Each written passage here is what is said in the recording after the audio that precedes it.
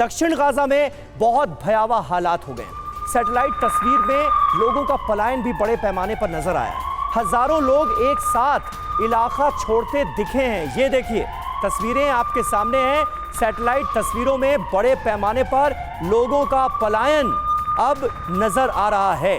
दक्षिणी गाजा की सैटेलाइट तस्वीरें आपके सामने हैं। कहीं आपको इलाके से भागते लोग नजर आएंगे, कहीं सड़क पर लंबी कतारें नजर आएंगी, कहीं पलायन की तस्वीर और कहीं बमबारी का धुआं। ये किस्मत बन चुकी है आज की तारीख में गाजा की।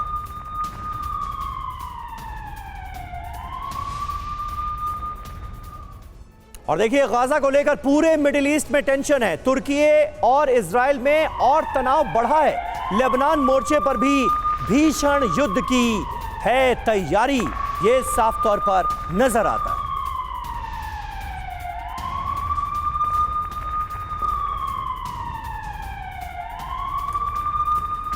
तो देखिए भीषण युद्ध के आसार किस तरह से बढ़ते नजर आ रहे हैं। आप इन खबरों को देखकर समझकर अंदाजा लगा सकते हैं और यही वजह है कि दुनिया के लिए बहुत जरूरी खबरें हैं ये, ताकि आने वाले बुरे वक्त से हर देश सावधान हो सके। किस तरह की तैयारियां की जा रही हैं, कैसे जंगी चिंगारियां सुलगाई जा रही हैं। और ऐसा लगता है कि मिडिल ईस्ट को, खास करके मिडिल ईस्ट को बारूद के ढेर पर बिठाने की ये पूरी साजिश है और किसी भी वक्त नया जंगी मोर्चा सामने आ सकता है। अब आप देखिए ईरान का जहां तक सवाल है, अमेरिका से सीधी टक्कर लेता हुआ ईरान नजर आ रहा है।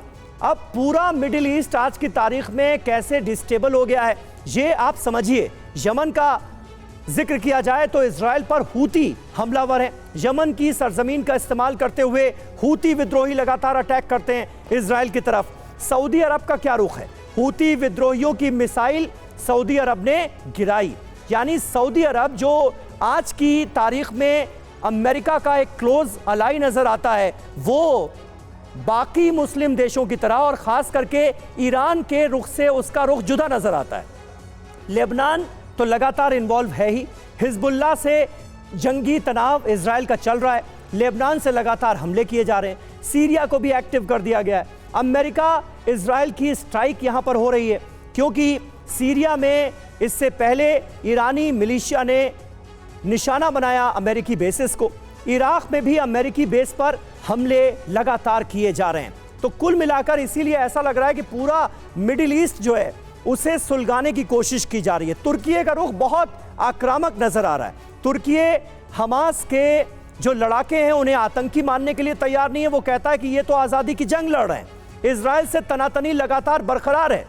और द्विवेदी साहब, पिछले दिनों तो तुर्की के राष्ट्रपति एर्दोगन ने यहां तक कह दिया कि इजराइल एक आतंकी मुल्क है। ये तुर्की का रोल बड़ा इंपॉर्टेंट हो जाता है सर, क्योंकि तुर्की नेटो मेंबर भी है और उसका ये आक्रामक रुख इजराइल और अमेरिका के लिए ये कहां ले जाएगा दुनिया को? देखो सुमित, तुर्की की एक खसूसियत है, ये दमुहा है, दो तरफी बात करता है। एक तरफ तो ये नेटो का मेंबर है और दूसरी तरफ ये भी दिखाता है कि इस्लाम का झंडा जो है इसी ने उठाया हुआ है, क्योंकि ये उभरना चाहता है एज ए कैलिफेट इस पूरे एरिया में। तो इसलिए तुर्की का जो दमुहा रुख है इसको दुनिया जानती है। और इसमें दो बातें बहुत अहम। देखो अभी मिडिल ईस्ट जो है ये फ्लैश पॉइंट बन गया है और ईरान भी यही चाहता है कि अमेरिका यहाँ एकदम इसमें व्यस्त हो जाए ताकि दूसरी जगह से उसका ध्यान हटे। साथ ही साथ तुर्की है, ये भी लीडरशिप रोल में आना चाहता है क्योंकि ये एक मानवीय ताकत है। उसके साथ साथ सऊदी अरेबिया है, उसका अपना रुख है। तो तीन बातें इसमें हमें देखनी है। एक तो लड़ाई लड़ी जा रही है लड़ाई के मैदान में और दूसरी लड़ाई जा रही है पर्दे के पीछे, जिसमें खलनायक है ईरान, सबसे बड़ा खलनायक।